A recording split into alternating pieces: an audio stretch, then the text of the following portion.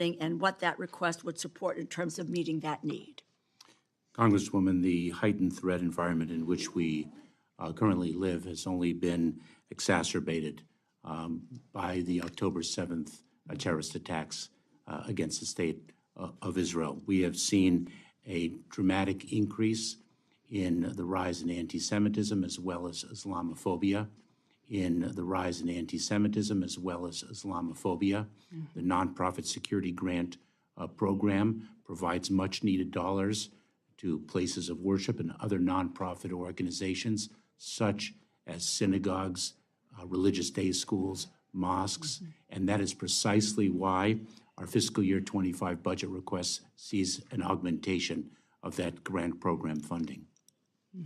And would that allow additional grants to these facilities in order for security and protection? It would, and tragically, what we see is increasingly target-rich and resource-poor institutions, and the increase in funding would allow us to ensure enfranchisement in our grant programs, a better inclusivity to build capacity where it does not currently exist. But we are working very closely with different communities, different faith communities, different nonprofit organizations to share best practices and do what we can with the limited funds available to us.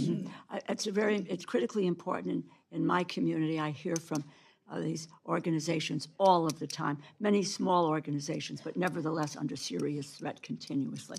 Let me move on to another FEMA question, if I can, and I'll try to be quick, Mr. Chairman. And FEMA, by the way, is the single largest part of the Homeland budget, as I understand it. It plays an expansive role in keeping our communities safe. It's firefighters, next generation warning system, preventing violence and terrorism, talking about protecting our homeland, Homeland Security, responding to disasters, helping communities recover, build back stronger. We've got extreme weather events, wildfires, hurricanes, winter storms threaten the infrastructure that we rely on every day. Let me talk about Connecticut, across New England, historic flooding. These events put people's livelihoods and their lives really at risk and create public health and public safety crises. I'd like to focus on prevention and pre-disaster mitigation. The sad reality is disasters are going to happen. So can we speak to the 2025 request for FEMA, how you envision it should be focused on preparedness, protection, and mitigation? Where are increased investments needed in order for you to support this work? What kind of policy changes should the Congress be considering? Because yes, indeed, it's about Homeland Security. These are Homeland Security issues. Congresswoman, I look forward to working with you on assessing what legislative changes are needed to better address the increasing impacts of climate change, the increasing frequency and gravity of extreme weather events. I have spoken with mayors around the country about the need to update building codes, something as basic as that, because the building codes are addressing the weather of yesterday and not the weather of today or tomorrow. I believe it is Colorado State University that just issued a report about its prediction for hurricane season, and it is really looking very, very troubling. An ounce of prevention today is absolutely vital to preventing calamities in local communities across this country. The situation is getting worse from an extreme weather perspective, and we have to work with every community to ensure it understands what it needs to do with the funds that we distribute to it and the funds that they themselves have, in terms of understanding how houses and residences of all types need to be prepared, need to be safeguarded, and what people need to do should an extreme weather event actually occur. I thank you, and I thank the chair. I just want to make this final comment. I would very, very much like to work with you on this, because I think the whole issue of FEMA and its role in national and Homeland Security gets lost. It gets lost in a whole lot of yes, serious issues, but a whole lot of political rhetoric as well. But this is, I think, an area where Congress may have the opportunity to do something, and to do something in a bipartisan basis, because these kinds of conditions affect all of our communities. And I thank you for your indulgence, Mr. Chairman. question. Thank you. You're welcome, Ms. DeLauro. We now recognize Congressman Newhouse. Thank you, Mr. Chairman, Mr. Ranking Member, Mr. Secretary. Thanks for being with us this morning. Appreciate that very much. I want to discuss the fentanyl crisis that we all know is raging throughout our country. You know, fentanyl floods across the southwest border. Doesn't stay in border communities, however. It spreads throughout the country, and it's destroying lives, it's destroying families, it's destroying communities throughout the United States. In your testimony, you note that the department has stopped more illicit fentanyl and arrested more individuals for fentanyl-related crimes in the last 2 fiscal years than in the previous 5 years combined. And while this is admirable, it's equally disturbing.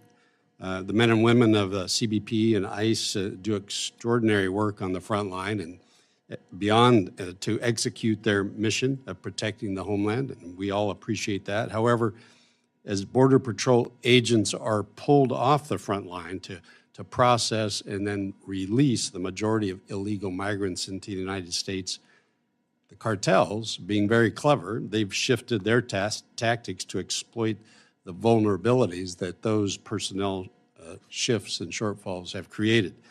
In your testimony, you also note that in fiscal year 25, the budget request includes critical investments in the fight against fentanyl, specifically the non-intrusive inspection technology, and you mentioned that in your verbal testimony. Yet when I reviewed the budget justifications for that program, it says that the FY25 budget does not provide procurement funding for this investment, although it does request level funding for operations and support. I didn't see the roughly $300 million that purportedly is necessary to install the scanners used to detect drugs and other contraband that have been purchased and are sitting in a warehouse that are literally collecting dust as you and I are sitting here in this hearing room. This is something that just totally frustrates and concerns me. When I visited the border in Arizona just this last February, one of our own Border Patrol agents, in answer to my question, told me this directly. We do not control the border. The cartels control the border. The cartels determine who, when, and where people cross our border.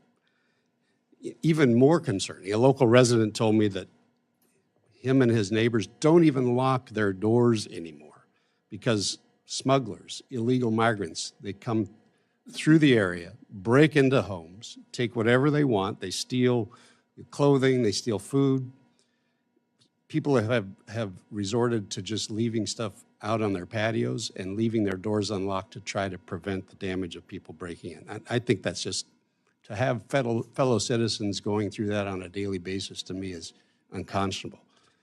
This federal fentanyl epidemic, it's fueled through the southwest border. Over 50% comes through Arizona alone. How can, better yet, why can the department justify this? Tell me, are you working with Mexican authorities to do what I see 2 important things? Stop fentanyl precursors from coming from Mexico, and number 2, prevent waves of migrants from physically rushing the border. What are some of the specific and tangible actions?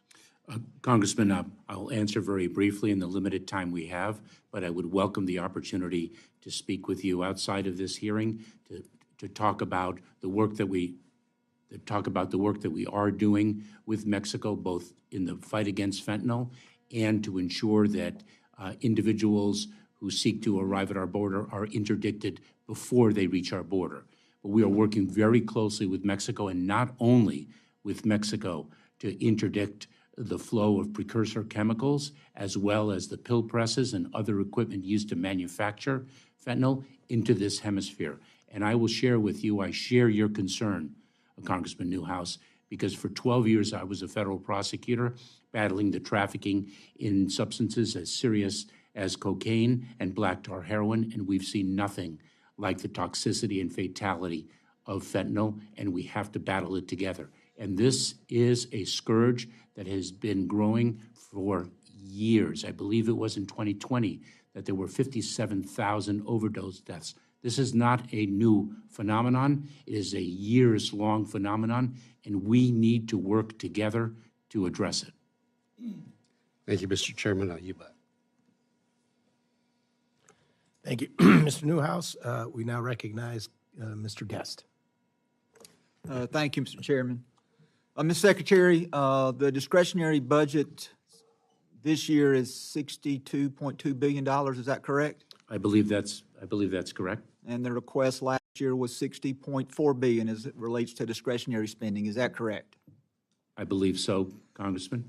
You stated in your opening statement that there was an insufficient budget, that we were not giving you the funds necessary for you to be able to carry out your job and the men and women who serve under you. Last year, you requested $60.4 billion, and Congress appropriated $61.8 billion.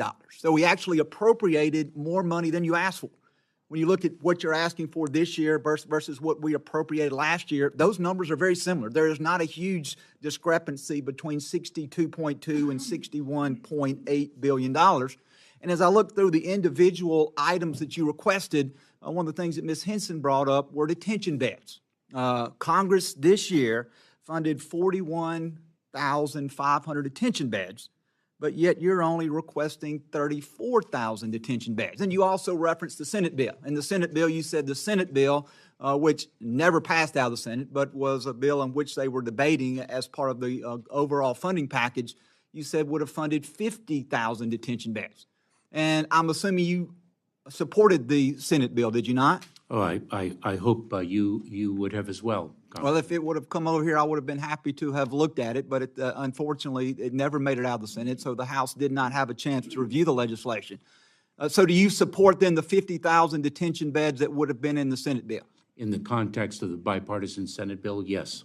All right, but yet you're asking for some 16,000 less detention beds and actually 7,500 less detention beds than we currently fund. And you talk about expedited removal, and you say that people who are in detention often have expedited removal. And so if the intent is to those individuals who don't need to be here, to remove them from the country sooner rather than later, and we know about the immigration courts and the backlog and all the problems that we face, putting people in detention expedites their removal from the country generally, does it not? Congressman, a few things. Number one, remember that when we fund detention beds, we also have to fund personnel. It is part of a... Do you need more money for personnel? I want to know what you need to fund more detention beds, because to me, it seems asinine, Mr. Secretary, that we're going to ask for less detention beds when we see a record surge in immigration, when we see a record number of orders of removal that have been issued by the court, but yet we're saying that we don't need detention beds if we're going to, one, prevent people from coming into the country, or if we're not going to prevent them once they're here and once there is a final disposition of their case, if we're going to seek to remove them. Okay. And I'm very concerned about that fact. I'm very concerned that you're asking not only for less than we funded this year, but you're asking for substantially less than the Senate bill, which you said that you agreed with. Congressman, a few points. Number one, as I articulated earlier, our fiscal year 25 budget request was submitted before Congress passed the fiscal year 2024 budget. What number do you need? Is 34,000, is that the number that you need right now? We are committed to working with Congress to sustain the 41,500 beds that Congress funded. If that's the number, why didn't you put that in your budget? Why are you substantially underselling the number of detention beds and then making Congress come in and bump those numbers up? If those are the numbers you need, if those are the appropriate numbers, Mr. Secretary, I would ask that you put those numbers actually in your budget and that you ask Congress to fund that. And that you don't expect us that we're just going to plus up those numbers, and so you leave those numbers artificially low. Now, one last thing, and I know my time is running short, so in an effort to make sure that I save time for other members, Fox News is reporting that there is going to be a possible executive order issued by the president. This says to shut down the border by the end of the month. Are you aware, are you in any discussions with the president about executive orders that would relate to border security and or immigration? Congressman, we are consistently evaluating what options are available to us. We do that on a regular basis. I will share with you that executive action, which is inevitably challenged in the courts, is no substitute for enduring solution, if I may, the enduring solution of legislation that will fix what everyone agrees is a broken immigration system. And as a secretary, do you believe that the president has the power to issue executive orders that would deal with border security and/or immigration? We have actually implemented executive orders by way of very critical and effective regulations, and I would be pleased to speak with you about those. Thank you, Mr. Chairman. I yield back. Thank you, sir. We now recognize Dr. Harris. Thank you very much. And first at the top, I want to make sure that you convey my thanks to the Coast Guard for what they're doing in the Port of Baltimore. Their response was tremendous. I mean, getting that port reopened is important. Obviously, it's a multi-agency effort. Coast Guard is playing a very important role, as well as the Army Corps of Engineers. So I want to convey my thanks. Thank you, Congressman. I will do so. I'm going to ask you a question that has come up because the FBI director has testified before Congress that he wasn't certain whether or not there were undercover operatives, FBI operatives, working on January 6th in the crowd. But an undercover journalist with Sound Investigations released a video you may be aware of in the last 2 days of a CIA official, former FBI member, actually saying, yes, there were. So I'm going to ask you a simple question. Were there undercover officers or agents from the Department of Homeland Security or paid informants in the crowd on January 6th? Congressman, I don't know the answer to that question. I will follow up with you. Wow is all I can say. Was Ray Epps a paid informant? Congressman, I'm not familiar with those facts. I'd be very pleased to get them to you. Thank you very much. And is it the policy of the Department of Homeland Security, because I understand it is the policy of the FBI to actually have undercover individuals at these events to kind of keep them in control, to allow people to peacefully exert their First Amendment rights while kind of, calling attention to people who might interfere with that. So is it the policy of the Department of Homeland Security to have undercover agents or officers or paid informants at events like that? Events like? Like a large protest somewhere. Where Congressman, people attempt to exert their First Amendment rights. Congressman, that is not where we focus our Okay, but if you get the answers to me on the other one, I'd appreciate that about January 6th, whether or not you had agents there. Okay, let me talk a little bit about the OIG. The OIG has complained that they attempt to get things from the Department of Homeland Security. I'm going to ask this letter to Chairman Green from January 17th from the OIG to be entered into the record, where she points out that the department over the past few years has used the excuse of the Privacy Act and the Presidential Records Act to withhold information from the OIG. Now, the purpose of the OIG, as you know, is Congress. We think the OIGs are important to keep an eye on the individual departments, and we would hope that the departments would always cooperate with their OIGs, because otherwise it looks a little suspicious. So do you agree that the Privacy Act and the Presidential Records Act, in fact, do not affect the ability of the department to transfer information to the OIG? Congressman, let me assure you that we cooperate fully with the Office of Inspector General, and we also appreciate the importance of the Inspector Generals in making sure our department is as efficient and effective as it can be. Is your Inspector General Joseph Kafari? Yes, he is. But in this letter, he says you're not cooperating. And so I'll enter in, Mr. Chairman, without objection, I'd like that entered into the record. Congressman, I respectfully disagree with the Inspector General. Well, that's why we have Inspector Generals, to actually keep an eye on the departments. And we expect when the department is doing something that they want to cover up, that they're not going to cooperate with the Inspector General. And then they're going to claim that they cooperate with the Inspector General. That's our cop on the beat. That's our cop on the beat, watching the cops on the beat. Okay? Congressman, assuredly, you are speaking of a department different than ours when you characterize that type of behavior. That's not what the letter kind of indicates. Anyway, the last thing I want to talk about in the last remaining minute is the effect of offshore wind on search and rescue missions for the Coast Guard, because this is an issue. We have an active port in Ocean City. We have a lot of commercial fishermen and private people who are worried that when they construct these huge offshore windmills off the coast of Maryland, that in fact Coast Guard search and rescue operations will be harmed. So I'm going to ask to enter into the record a U.S. Naval Institute study on offshore wind energy, a rising challenge to Coast Guard operations, that indicates the potential effects of these on search and rescue missions, clearly an important part of what the Coast Guard does, and clearly preserving life and limb in the maritime environment should be one of the first things the government does before it expends huge amounts of money on offshore wind, a very expensive source of energy, but that's a discussion for a different agency. I also want to ask if you could follow up with the Coast Guard. There's a November 25, 2019 letter, which again I'll ask to be entered into the record, signed by the Director, Captain Jennifer Williams, Director of Marine Transportation System, acting U.S. Coast Guards, where she suggests that ongoing studies are being done. This is now 4.5 years ago, with regards to the safety of offshore wind vis-a-vis search and rescue missions of the Coast Guard. Are you aware whether or not that determination has been made, whether it's been safe? I'd be pleased to follow up with you, Congressman. Thank you very much. And again, I ask that be entered into the record. And I yield back. The objection and all exhibits are admitted without objection. Should the members desire, proceed with the second round, 3 minutes? Okay. Recognizing myself. Congress provided more than $5.8 billion for the border wall, but your agency continues to waste money appropriated in FY 2020 and 2021 explicitly for barrier construction on everything but the actual construction of the wall. This administration finally admitted that the FY 2019 funds were not spent on the wall as Congress intended. They would be breaking the law. As a result of the lawsuit, you can no longer waste additional money on make safe projects and other non-wall constructions.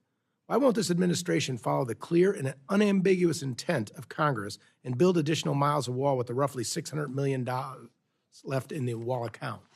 Mr. Chairman, I won't speak to the Texas court decision because that is a matter of ongoing litigation, but let me assure you that we do comply with the law.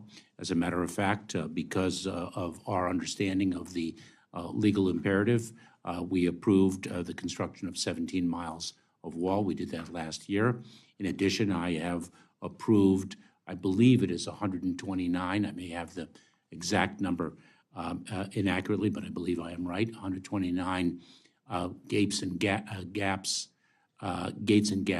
closures and reforms. And so we are complying with the law, but we continue to believe that technology is a far more advanced capability that we need to invest in to ensure the security of our border. On my trips to the border, sir, I've seen wall parts stacked, not being constructed. So I'm wondering just how much money it costs the department to cancel those contracts midstream when taking into account additional work that needs to be done, such as stabilizing roads, drainage, and other mitigation efforts. Congressman, Mr. Chairman, forgive me, Mr. Chairman. Fair enough. Pleased to provide you with the figures you've requested. Thank you. Now recognize the distinguished ranking member, Mr. Cuellar. Thank you, Mr. Chairman. You've been to Texas. You've seen the border wall, the levee wall, so we have up there. When somebody's asking for asylum, don't they all have to do is just touch the riverbank? Once they step on United States soil, ranking member Cuellar, they have a lawful right to claim asylum. And since we have a 1,200-mile river, the fences that we have are not in the middle of the river, which is really the international boundary. They're not at the riverbanks, but they're actually a quarter mile or even longer away, correct? In certain places, that is indeed correct. Okay, thank you. Let me ask you, according to the numbers that I've seen from y'all, most of the drugs that we have coming in are coming through ports of entry. Meth, cocaine, fentanyl, up to 94% are coming through ports of entry. Is that correct? With respect to the southern border, yes, that is correct. I believe it is our data, our intelligence and analysis demonstrate that approximately 90%, if not more, of the drugs entering the country through the border arrive through or smuggled in through the ports of entry. So I certainly ask you that whatever monies that we added for technology, the non-intrusive, move on that as much as possible so we can have them not only at the ports of entry, but also in the Border Patrol checkpoints also. I would ask you to move those as soon as possible. And according to the U.S. Sentencing Commission, 86 to 87% of the people are smuggling drugs at the ports of entry or at the checkpoints are U.S. citizens, correct? I'm not certain about the precise percentage, but I do understand that the data evidences that the majority are United States citizens. The last numbers I saw were about 86, 87% U.S. citizens. Now, let me go back to, I'm a big believer in expedited, Title VIII expedited.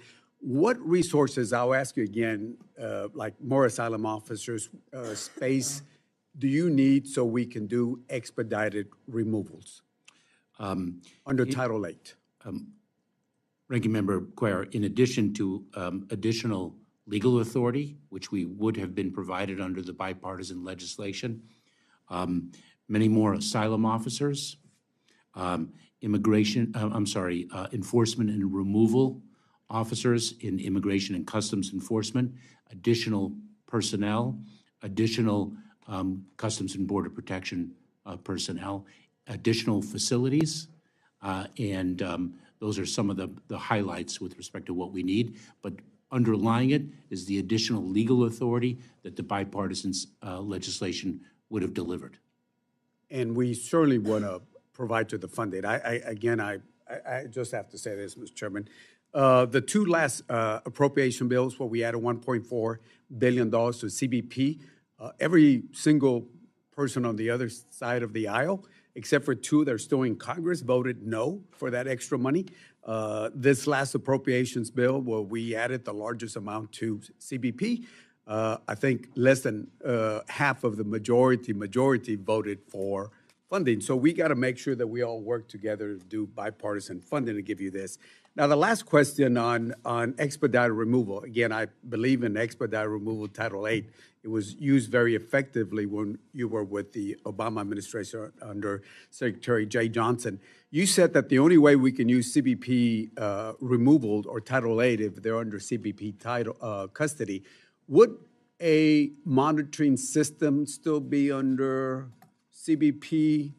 And I guess you can't answer that, but I want you to think about it and go back to your attorneys to see if you can use Title VIII expedited removal because custody means probably under, ICE or CBP facility, but we do use monitoring, and I would ask you to see if you can look at that, whether that would be custody, which my opinion, I would say yes, and see if you can use Title VIII expedited removal. And again, anything that we can change the law, and I don't know what y'all are looking at, the executive order, but we do know that at the very beginning, a lot of those people don't qualify. They do not qualify, with all due respect. If they're hungry, they want a job, they want to come to the U.S. or the Chinese city on top of the hill, I understand that, but they don't qualify under the 5 persecution under asylum law. So we want to work with you, and we want to supportive. And again, you have a very difficult job. There are so many opinions here. You get attacked because you do too much, or you get attacked for not doing enough. But I do want to say, I want to thank you for your service, and I want to thank the men and women that work on your department. Thank you. Thank you very much. God bless. Cuellar. Thank you, Mr. Cuellar. We now recognize Mrs. Hinson. Thank you, Mr. Chairman. Mr. Secretary, last year when you came before this subcommittee, I did ask you about concerning reports of Chinese nationals crossing our open border. I brought this concern to you directly, Mr. Secretary, because President Biden did not do anything to prevent this issue. It has become worse. And now Chinese nationals, as you may be aware, are the largest and fastest growing group attempting to cross into our country. But I am concerned that your testimony and your budget does not acknowledge that fact or directly do anything to address it. Is that correct? Congresswoman, let me be clear.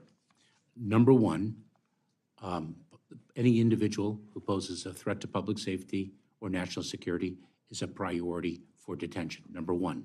Number two, for the first time, I had an engagement with my counterpart from the People's Republic of China to ensure that China would begin to accept removal flights so that we can deliver a consequence regime for individuals from the People's Republic of China who do not have a legal basis What was to the remain, outcome of that conversation? who do not have a legal basis to remain in the United States, and those discussions are ongoing. And we actually did effect one flight most recently, the first time in a number of years. Unfortunately, we have to judge the Chinese Communist Party based upon their actions and not their words. We know just recently 2 Chinese nationals were arrested in Iowa on a nationwide fraud case they were involved in. One of them was believed to have crossed the southwest border and was released into the country, and they made their way to Iowa and joined in this national fraud activity. And I know Iowans and Americans do deserve transparency and accountability for all of your department's actions, which have essentially alerted our adversaries our borders are wide open, allowing criminals to enter our country and make their way into Iowa. I don't think there's an excuse for having the same conversation 2 years in a row, and I'd like to see more stringent action from the administration concerning Chinese Communist Party nationals coming across our border. Another action I find distressing is that the administration is diverting a record number of federal air marshals to the southwest border to perform administrative duties. This leaves Americans unguarded on commercial flights. I spoke directly with the air marshals about the safety concerns posed by diverting them to the southern border, allowing for a shortage of air marshals on flights, denying them their sworn duty to protect Americans in the air. So, Mr. Secretary, you dance around calling the crisis at our southern border not only a humanitarian crisis, but a crisis. So if you do not see it as that, why are you deploying our federal air marshals, our FAMs, to the border and other law enforcement agencies to the border?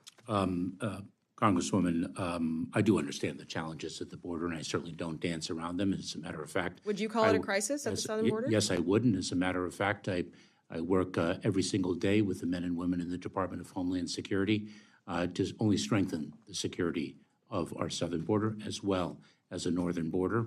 And we deploy personnel from different parts of our department whenever the situation so warrants and the situation at the border so warrants. When I look at my visits to the southern border, I've been twice. I had a chance to meet with the brave men and women at the CBP, as well as some ICE agents, but I was increasingly disturbed by how many you're pulling from other agencies, not just our FAMs, but also from TSA and FEMA. So I think that I'm pleased to hear you call it a crisis. I think it's the first time I've heard you publicly acknowledge it. But I think that we continue to put Americans' lives at risk by pulling these federal air marshals off of these flights, again, leaving them uncovered. I think that the federal air marshals certainly communicated to me that they've had enough of this. They see it as deception and harmful actions, so I'll continue working to prohibit the ability to deploy those necessary air marshals down to the border. They need to be back on flights, Mr. Secretary, until you, again, certify that the border is in a crisis state. So thank you so much for appearing before our committee today. I yield back. Thank you, Ms. Hinson. At this point, Mr. Guest, do you have any further questions? Thank you, Mr. Chairman. Mr. Mayorkas, it was reported, Secretary Mayorkas, I apologize. It was reported in January of this year that at a meeting with Border Patrol agents that you said that the current rate of release for illegal immigrants apprehended at the southwest border is above 85%. One, did that conversation take place? And two, is that number accurate? Congressman, I'm not familiar with that number, and I'm not certain to which conversation you refer. I have visited the border so very many times. Perhaps some additional details would guide me in responding to your question accurately. Yes, sir. And I'll read from the article. It was a Fox News article. Headlines: Mayorkas tells Border Patrol agents that above 85% of illegal immigrants released in the United States. And it says that was published on January the 8th, 2024. Homeland Security Secretary Alejandro Mayorkas on Monday admitted to Border Patrol agents that the current rate of release for illegal immigrants apprehended at the southwest border is above 85%. Sources told Fox News. Mayorkas made the remarks when meeting privately with agents in Eagle Pass, Texas, according to 3 Border Patrol sources who were in the room and heard the remarks themselves. Congressman, I'll be pleased to provide you with the data point, and certainly I don't view that article as a transcript. Yeah, I guess my question is that figure of 85%, is it accurate? I'll have to follow up with you, Congressman, and provide you with the data you request. Well, I don't have at my fingertips that data point. So you're not disputing this article. You're not saying that that number is artificially high. You're just saying at this point that you don't have that number here to either admit or deny the 85% that it was alleged there in the article. I cannot confirm, and I will do so. Mr. Secretary, we've in previous conversations discussed Title 42, Title 8. As we know, Title 42 expired in May of last year. We saw a brief dip in apprehensions late May, early June, and we saw the numbers rise significantly after that. We saw in December the number of apprehensions on both the northern and southern border were, if my numbers are correct, are roughly 370,000 immigrants who would have entered the country just in the month of December alone. And so if this number is accurate, if 85% of those individuals who are who attempt to enter are actually released into custody, that would put the number at roughly 315,000 just in December alone. And so these numbers to me are very troubling in that we seem to have a large number of immigrants continue to come in the country.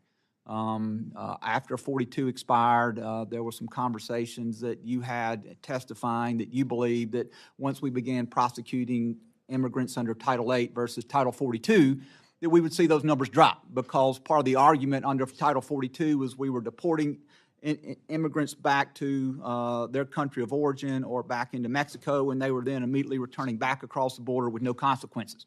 And so now that 42 has expired and we're operating only under Title 8, I've not seen a decrease in the numbers whatsoever. If anything, we've seen those numbers increase. And so can you explain to me, now that 42 has expired and we don't have that revolving door of immigrants being apprehended, returned to Mexico, and then coming right back in the country, why we can't seem to get any relief, why we continue to see, as what you've referred to the first time I've ever heard you refer to it as a crisis. I've heard you repeatedly say this is not a crisis and that the border is secure. I think this is the first time that you've said that. I know that the president said that, I believe, in January, that not only did he say the border wasn't secure, he said that it hadn't been secure in a decade, which would have been there in the entire time in which he has been president, and including time in which he was vice president in the Obama administration. And so now that 42 has expired, now that we're operating under Title 8, now that we're continuing to fund the Department of Homeland Security in amounts in excess that you asked for, what more do we need to do to be able to secure our border? Congressman, first of all, it's not the first time I've used that terminology. I'd be pleased, we don't have the time right now, but I'd be pleased to explain to you why the numbers were as high as they were in December and why they are significantly lower since then. There are clear reasons for that. And what we need to strengthen the security of the border is to pass the bipartisan legislation that would provide us with the legal tools and the resources to address what everyone agrees is a broken immigration system.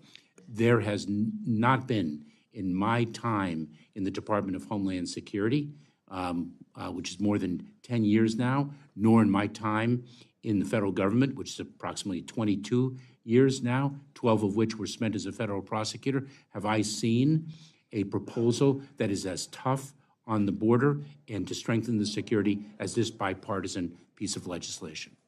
I yield back, Mr. Chairman. Thank you, Mr. Gass. I remind us, everyone on the panel here, that the second round is supposed to be 3 minutes, although our clock's showing up 5 minutes. So in order we can take care of everybody. And my sincere apologies to Ms. Underwood for skipping over her and trying to be unbiased here and making sure we have equal representation on both sides. Please, your next question. Okay, thank you, Mr. Chairman. Mr. Secretary, who was the Secretary of Homeland Security on January 6, 2021? January 6th of 2021 was that Acting Secretary Wolf, I believe. Yes, sir. But you were not Homeland Security Secretary on that date. No, I assumed office on February 2nd, of 2021. Yes, sir. Secretary Mayorkas, your tenure at the Department of Homeland Security has been historic in so many ways. You face so many challenges and a really complicated threat environment. And at the same time, during your tenure, DHS has seized over 43,000 pounds of fentanyl last year alone, ensured the safety and security of nearly 850 million travelers in 2023, which was a record-setting year in air travel. You've exceeded your goal of new hires for women in law enforcement. You've worked to keep our kids safe by identifying or rescuing over 11,000 child victims on online sexual exploitation and abuse.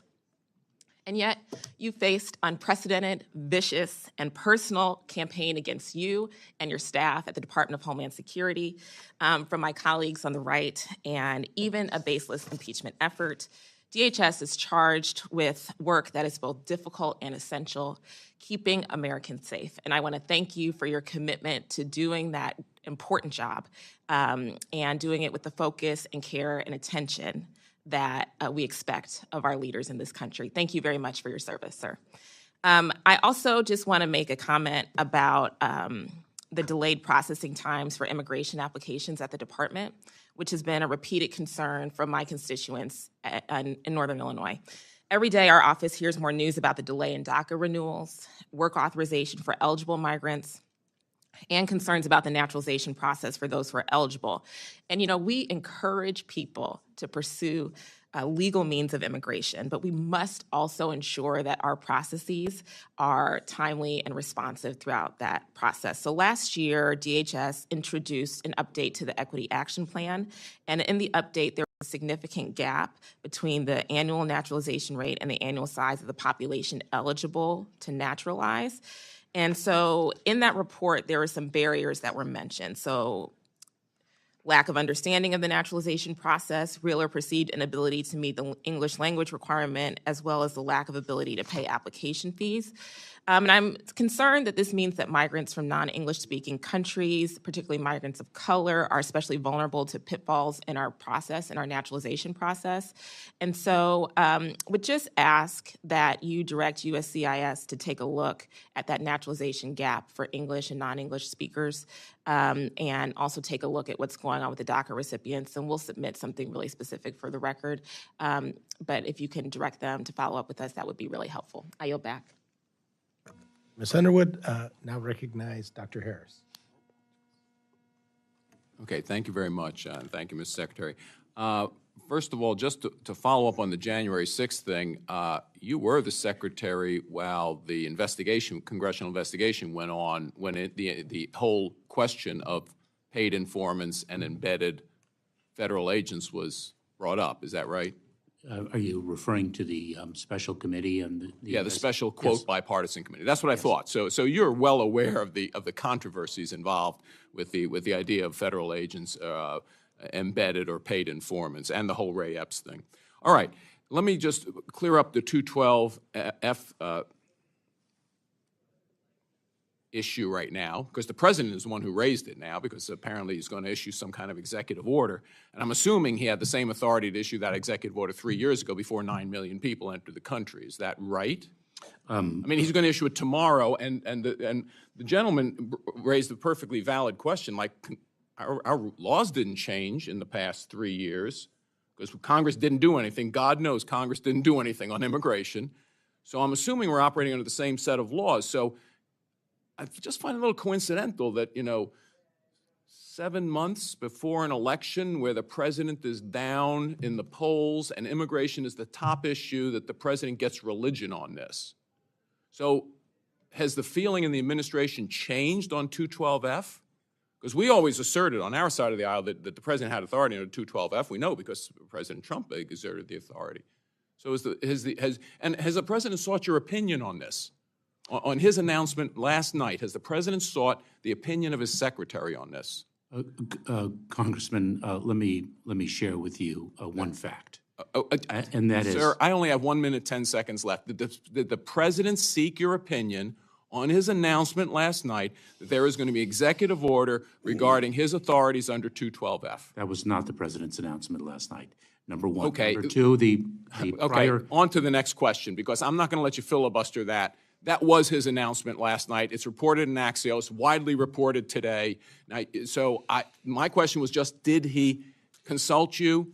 I think it's a simple question. I think you're being very evasive about it, and I'm going to leave it at that. Now, with regards to ICE detentions, in Montgomery County, Maryland, Montgomery County officials twice had a person who was issued detainers under ICE, twice released from prison, now charged with in the murder of a 2-year-old.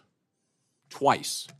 What is this administration does to go to local jurisdictions and convince them to comply with detainers? Because as the gentleman from Texas indicated, the title of your department is Homeland Security. I would assume protecting Americans from illegal immigrants with detainer orders scheduled for deportation is something who will go on to kill someone, is something the administration might be interested in having. So what are you doing to convince local jurisdictions like Montgomery County to actually cooperate, not be a sanctuary jurisdiction, and cooperate with detainer orders to get these dangerous individuals off our streets? Congressman, we continue to work with local jurisdictions to persuade them that when an individual poses a threat to public safety and the individual has a detainer placed on him or her, that they honor the detainer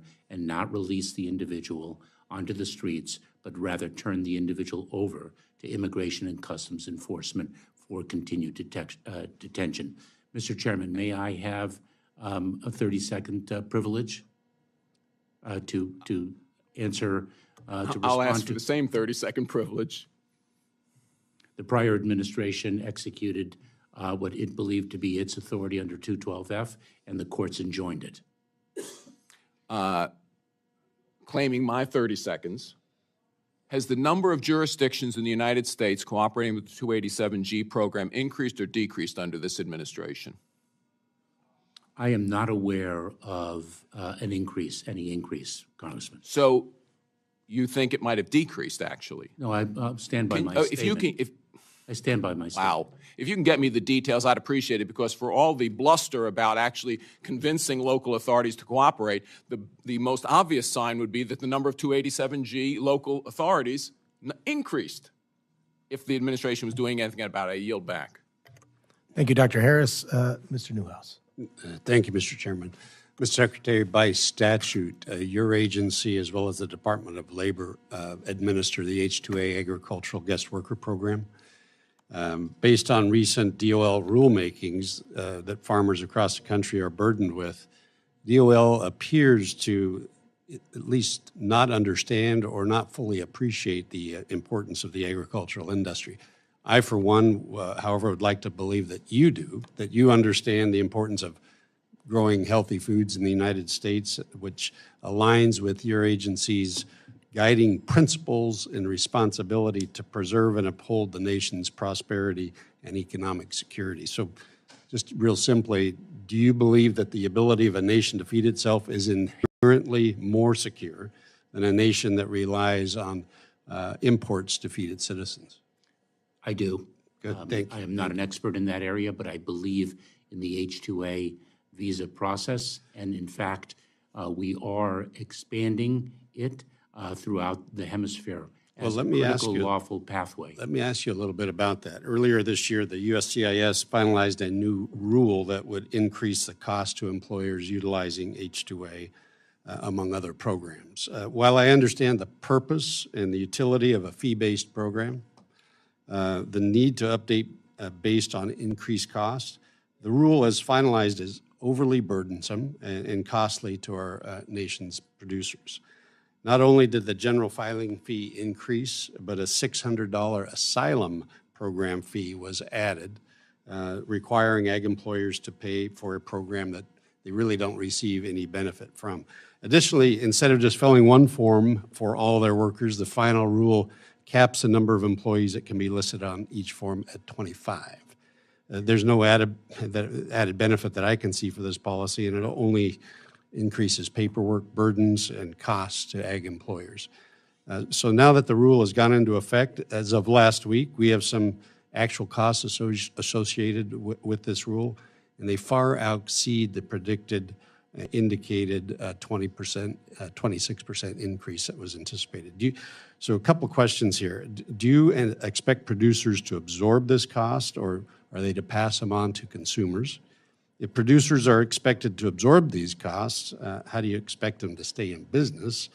And if they're no longer in business, how do you and the administration plan to protect our food security when, at the time that the majority of our foods served on our tables becomes imported from other countries? Congressman, 2 points. Number one, I will allow experts to speak to the downstream economic implications of the fee rule that we were compelled to issue.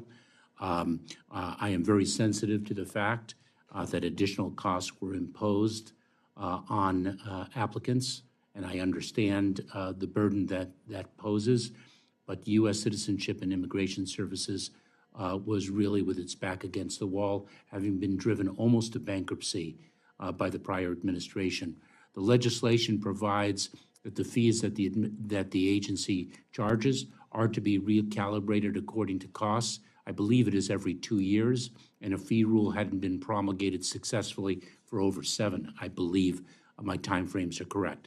And so we had to make some very difficult decisions with respect to how to bring the agency to a point of financial stability, which it had been suffering financial instability for too long, which created backlogs in the administration of our legal immigration system.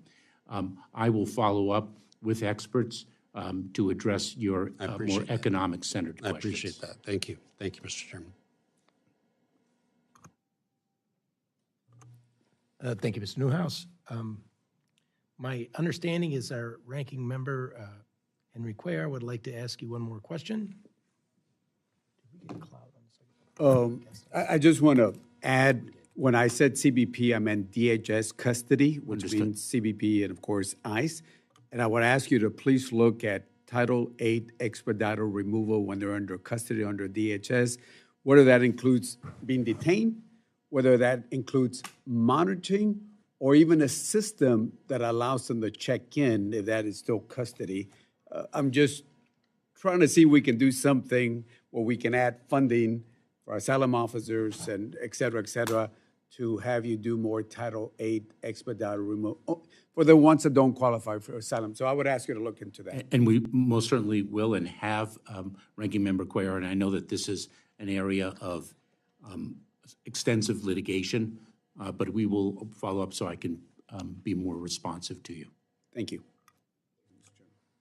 You're welcome, Mr. Cuellar. And I would be remiss, since we're talking about finances here, since I thought this question would come up, but without addressing it directly with you, Mr. Secretary.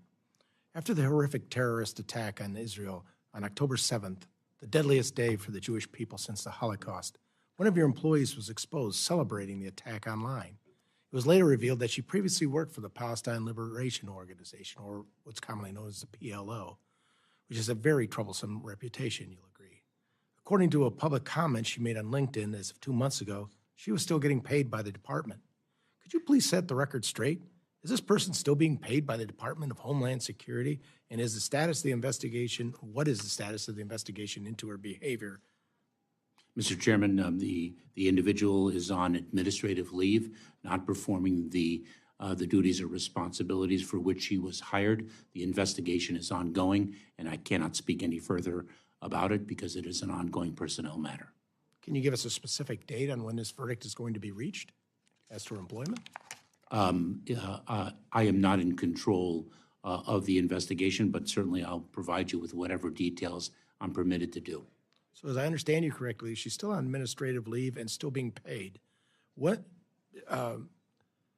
you got to tell me, how many total employees at the department are under investigation for similar purposes after the terrorist attack on Israel after October 7th?